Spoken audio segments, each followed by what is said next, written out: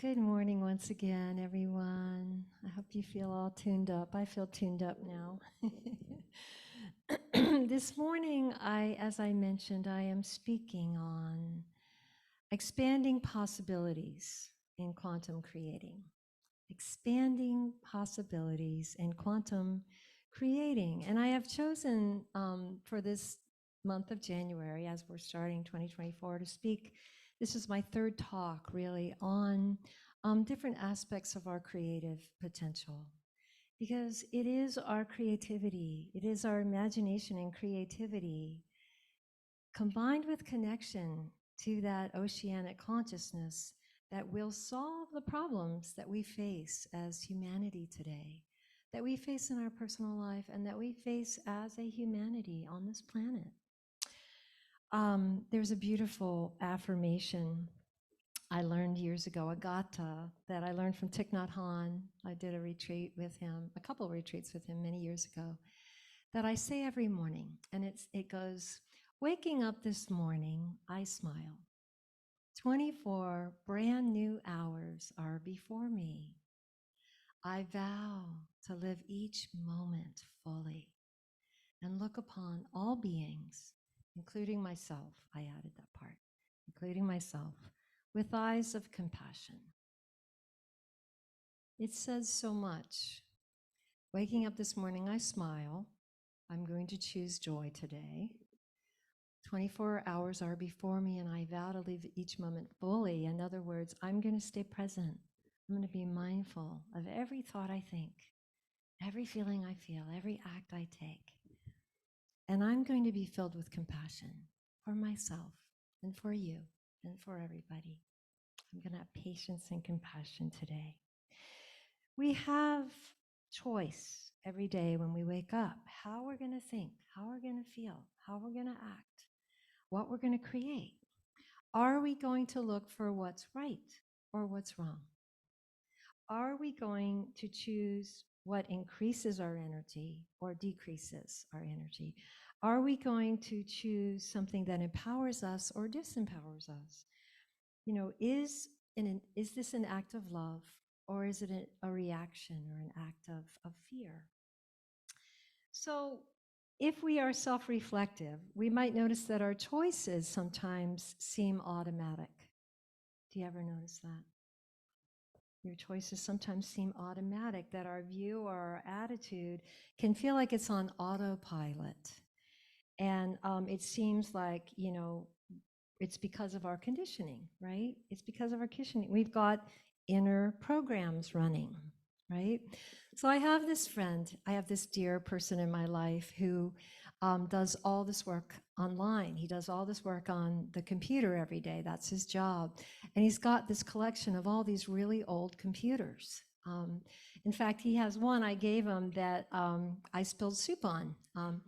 And I thought it was no good, but he refurbished it, and he loves to refurbish computers. But, you know, he always is having one of them is always having a glitch, right? It seems like one of them is always having some kind of quirk or a bug. And, you know, none of them seem to run very well. And I have this fantasy. I want to buy him a brand new, really high-end Apple computer. And as soon as I have a little bit extra money, I'm going to do that, because I just imagine the kind of work he could do and how productive he could be if he had even just one computer that worked really well. And I share this story because it's a good analogy of the human mind. Our minds are like programmed computers. We're also, most of us anyway, are pretty computer savvy now. And so it's good to use this analogy. Some of our factory settings from long ago are not working so well anymore, right? And they are handicapping our ability to create most effectively, right? So we could call our factory settings the same old, right? That line in my song, there's something greater than the same old same. There's something greater than the same old same, right? A lot of human conditioning orients us towards those old factory settings. and ways that we feel stuck, or that we believe it's not possible to change our life or change the world for the better, right? And it's interesting, when we think a thought, we create these neural pathways in our brain. And if we've thought a thought a long time, it's really easy to go down that path. It's a well-worn path. And so to create a new thought that's something we haven't been thinking, it's like you got to get your machete out and you got to bushwhack and you've got to create that path and you have to keep walking down it. You have to practice that thought. You have to keep your attention on that thought for a while, and then it gets more natural. It gets more easy to go down. So I'm so grateful for the inspiring humans in this world, the teachers and the examples, the leaders that show us that change is possible. Like, Gandhi or Martin Luther King Jr., Nelson Mandela, Jesus. I mean, there are great examples that show us what's possible for us. And that remind us we have this oceanic consciousness within us that we can tap into, that we are connected to when we choose to be, and that we can upgrade our programs. We can upgrade and create greater realities, right? So it is this empowerment, it's this inner evolution, it's this upgrading our consciousness that will help humanity with the myriad problems that we face. We have the intelligence and the genius to solve all our problems. I believe that. I know that. I have no doubt. But it does take all of us doing our work. And that's why I'm here. And I know that's why you're here. We're committed to it. So our mind is the medium. It's the medium that allows us to perceive. The mind and the brain are the hardware. And the conditioning is the software. That's something that we collect throughout life. And some of our factory settings are actually really good. Like, I have a factory setting of optimism. I don't know where I got that. Somehow that got uploaded, and I'm so grateful for it, because you cannot keep me down. Not for long. I will get back up. And my little brother has a factory setting of humor. He's witty, he's funny, and he's got a great sense of wit. My big brother has a factory setting, I would say, of just being a very gentle, kind, generous human being. So, we might have a factory setting of being good at building things or music, But there's also inevitably conditioning that we do want to upgrade, that, it could be habits of regretting the past, staying in the past. Could be some place we uploaded guilt and shame and regret, and that is paralyzing us in our creative ability. Could be that we ruminate too much about the future, and that's a habit, that we have too much anxiety because of that, right?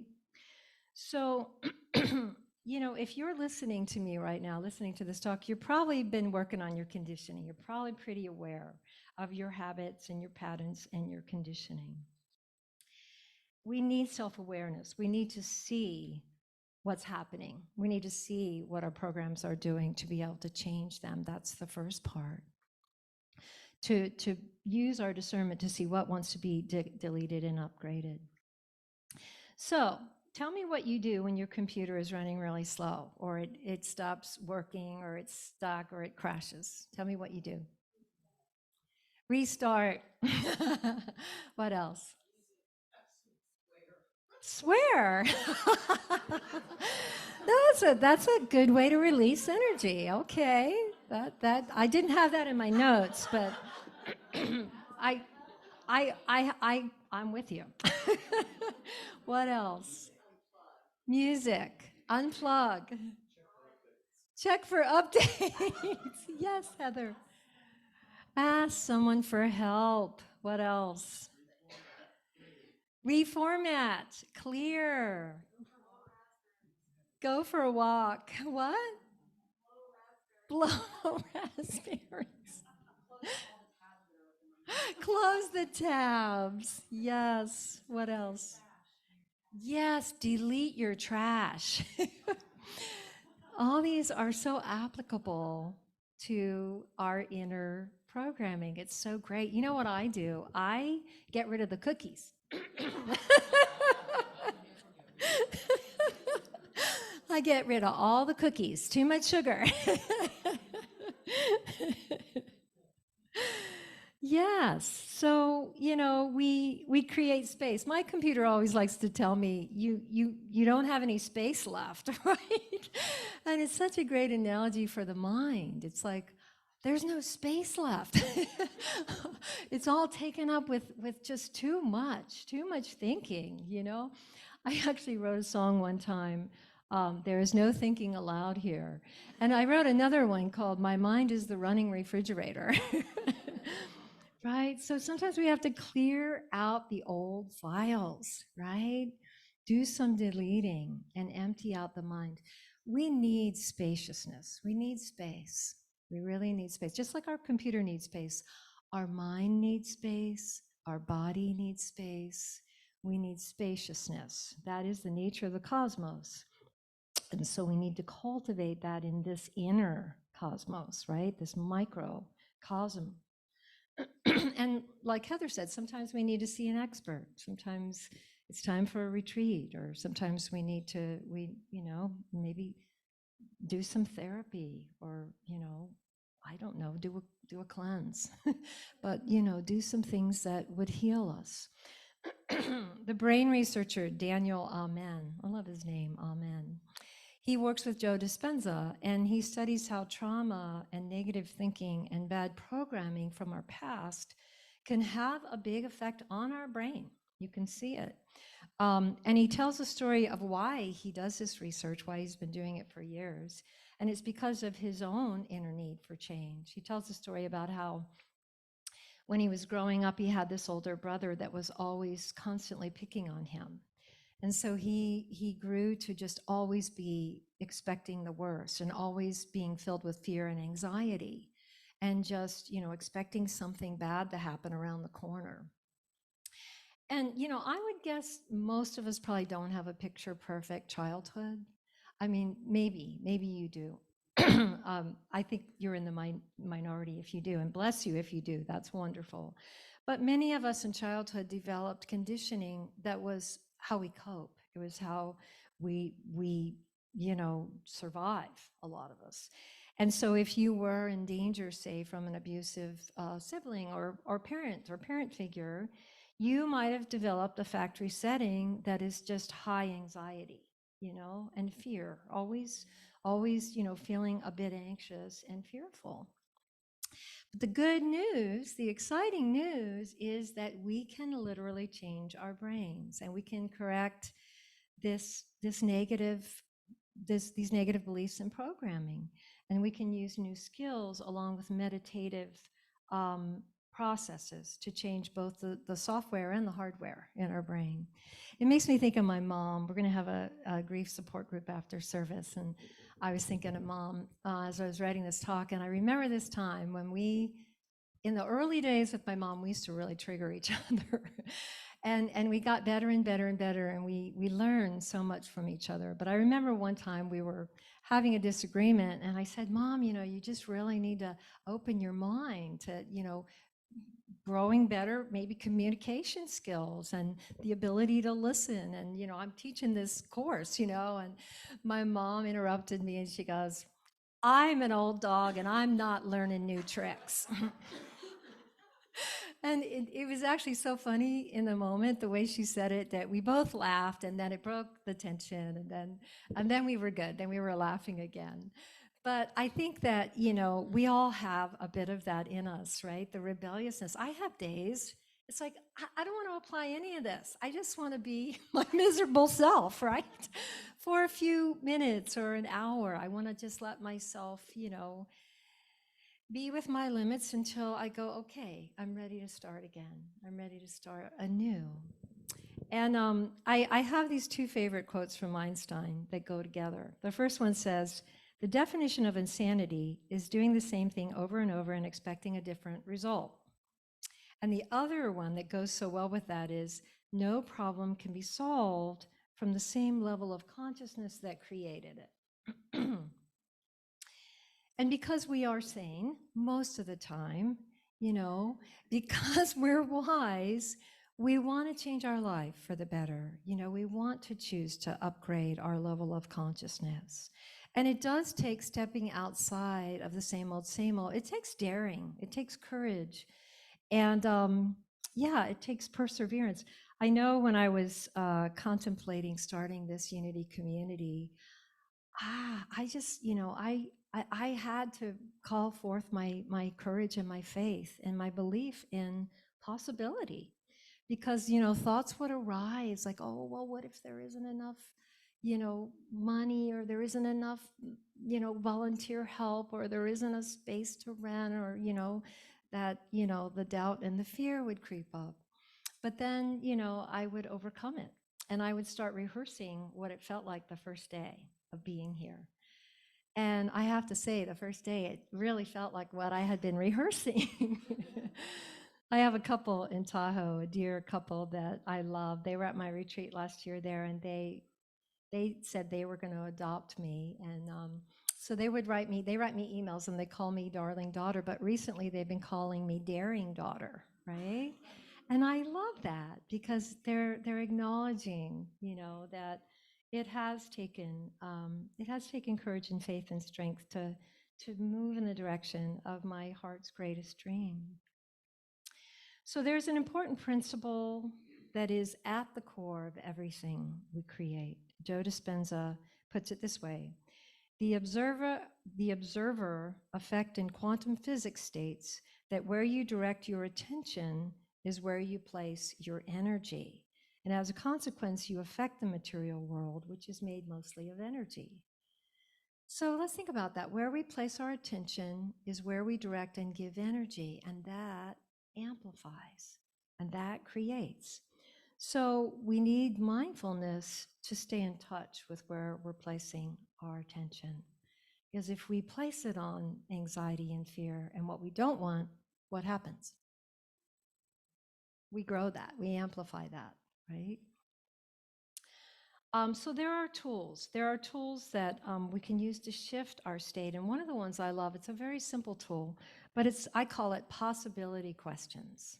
Possibility questions are really important and they're good. And I ask myself often, you might ask yourself, what would it be like to, and then you fill in the blank. What would it be like to heal this condition? What would it be like to write this book? What would it be like to get sober? What would it be like to have this wonderful relationship? What would it be like to live with more peace, to worry less? And then you let your mind follow that thought and see if you can start considering it's possible. What would it be like to you? You have the power. Your imagination has the power to begin to create it. And then you rehearse it. You rehearse it and you consider it coming into being, and you feel what it might feel like. And Joe talks about the importance of this. You can't just think. This is not just thinking exercise, because if you start to feel it, you're telling the body it's real. And the body starts creating chemistry. And once you get to the chemistry, the subconscious believes it, and it really does start to come into matter. Another possibility question: what is a better way to be? What is a better way to be in this relationship? What is a better way to be in this incarnation? What is a better way to be in community, right? Another question: what if I was this person living in this reality? What if I was this person living in this reality? So these questions engage our frontal lobe, and that's our creative center. Yeah, yeah. For me, I sometimes am writing. I write every day about 3 hours, and I'm sometimes writing, and I just feel stuck. I'll just get writer's block. I'll just get stuck. And I'm just not feeling the insight. I'm not feeling the energy. So I'll stop and I'll walk across the street to the park. And I just bring my attention to my feet, and I just feel my feet connecting to the earth. I feel like all my stress and tension drains, and I receive from the earth. And my energy starts to grow. And I pay attention to, I love to stand on the bridge and breathe the creek. And I just allow all the life-giving elements to give me energy and to take away all that busy thought stuff and leave me with that spaciousness. I look at the leaves. I love the trees. I know every tree in Lithia Park. And the animals, the deer, and the way they look at you, so curious, and the squirrels, and all the beings. And of course, sometimes I start to walk in the park and my mind is not agreeing to be present, right? It's ruminating on something. It's often planning, it's figuring things out.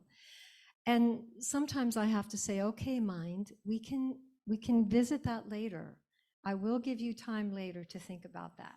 I'll give you 20 minutes later this afternoon to think about that. But now there's so much to receive here that's healing. I'm going to keep my attention present. I remember reading Thich Nhat Hanh's diary. He has a book of his diary, and he talked about this one trip he took to New York and how he vowed before he left to stay mindful and present every single moment. And then he talked about how he was able to do that.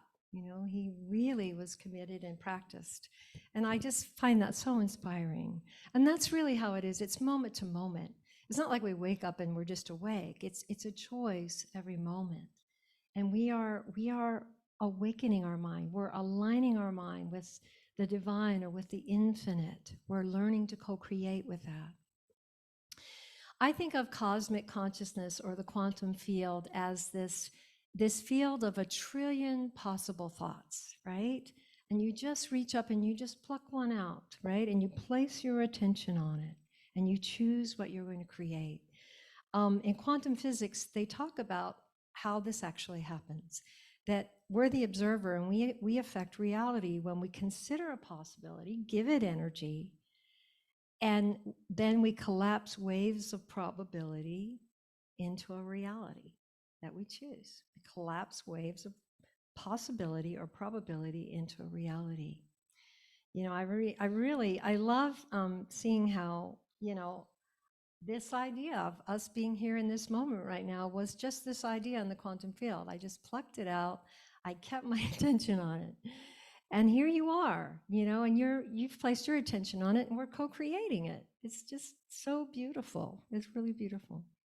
So Joe says, if you can imagine a future event in your life based on any one of your personal desires, that reality already exists as a possibility in the quantum field, waiting to be observed by you.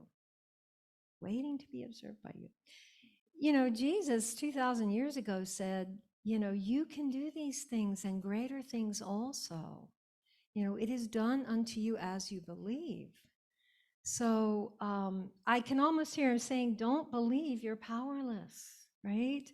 Let that old factory conditioning of doubt and fear, let that drop away. Don't let it run your life, right? So part of it is practicing and thinking greater than our present reality. That's the thing. You have to practice, And you might choose out of the quantum field, I can heal my body. I can heal my life. I can create meaningful relationships. I can create work I love, right? So we have to rehearse. We can't just think positively. We have to rehearse and reorganize our brain. We move from thinking about it to feeling it, to being it. And then we feel as if it's really happening. Yeah. And it's important to be aware of sometimes the old conditioning. It's very habitual and it creates a chemistry we're really used to, It's almost like we can get subconsciously addicted to the unhappiness program, right? So we have to be aware of that and explore that. And we have to work on the comprehensive change so that it's in our subconsciousness and it's in our body chemistry. So there's a practice I learned from Joe. I met Joe years ago. Actually, Missy Dawn, who's on today, she gave a conference in Mount Shasta where Joe and I were both speakers.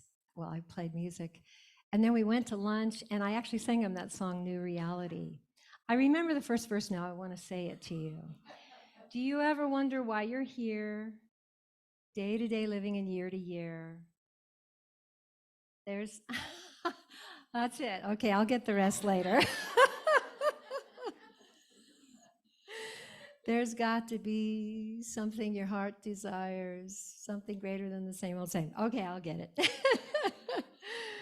But anyway, I was so on fire after hearing Joe, and it was before he was famous. Now he's quite a bit more famous, but I love his teachings. And so this was a practice I learned from him. And it is to just I just invite you to consider it. Take one unwanted feeling, just one. Maybe it's fear, maybe it's anxiety, maybe it's guilt. But fear was one that I took when I did this exercise. And then we offer it to the higher power. We open up, we offer it to the higher power. We don't judge it, we don't blame ourselves. We hold ourselves in compassion, and we move towards letting go of the pattern. And so this was a prayer that I wrote in one of my exercises. Mother of all that is, take this fear from me and help me release it and replace it with a feeling of trust and faith. I release the energy of it from my mind, from my feeling body, and from the chemistry of my physical body. I let it go and let a chemistry of peace and well-being inside my body return. I surrender and open to the higher power of that which I am, and feel the peace of this release, growing trust within me. And so it is. And so it is. So it is. So in closing, I just hope that you will remember, we sometimes have to remind, love that word, remind ourselves often that we don't just live in the universe lives in us. We have greater capacity. We can learn, we can become greater and greater skilled at partnering with the universe, partnering with the infinite. So may you all work to upgrade your programming. May we all bring into reality greater happiness and greater peace and greater love and fulfillment and well-being. May it be, and so it is. Amen. Thank you all.